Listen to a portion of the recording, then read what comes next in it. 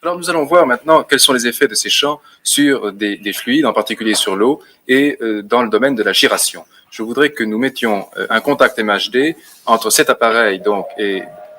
Alors ici, dans cette petite manip, eh bien, on va créer un champ de force dans le liquide.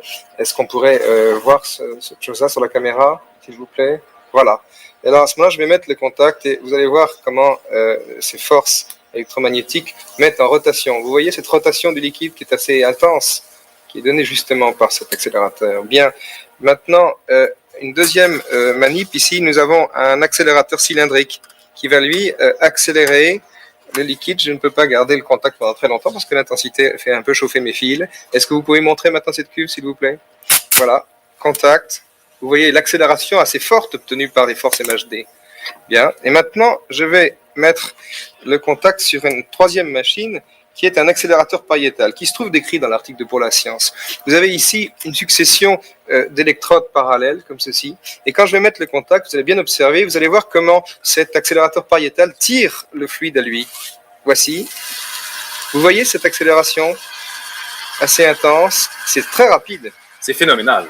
Et maintenant, nous avons placé cet accélérateur pariétal sur un appareil qui est carrément une sorte de petit sous-marin. Je vais le montrer un petit peu dans la caméra. Est-ce que vous pouvez le regarder un petit peu en gros plan? Vous le voyez? Un sous-marin MHD. Un sous-marin MHD, mais vous avez ici ces électrodes qui sont tout autour. Il est également décrit dans l'article Pour la Science. Et nous allons activer ce sous-marin, nous allons lui donner du courant électrique. Et il va à ce moment-là devant vous agir sur son milieu liquide. Regardez bien. Vous voyez le pompage obtenu par ce petit sous-marin électromagnétique. Jean-Pierre Petit, tout ceci peut nous convaincre qu'effectivement nous sommes à la veille d'une grande révolution dans le domaine de la physique des plasmas, également de la physique de demain tout court, puisque nous en avons parlé en introduction tout à l'heure, il s'agit d'une solution énergétique possible, il s'agit d'une solution au mouvement. Je voudrais que nous fassions maintenant un saut au 22, au 23e siècle, dans les siècles prochains, de cette fameuse technologie des siècles à venir, en hallucinant une sorte de tableau des applications possibles de la MHD. Eh bien, la MHD, d'abord, il faudrait qu'elle existe en France. C'est quelque chose qui avait démarré il y a une vingtaine d'années.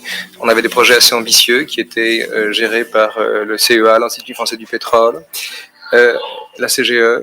Et puis, il y a 10 ans, on a été découragé par les difficultés à la fois techniques et scientifiques qui ont été rencontrées.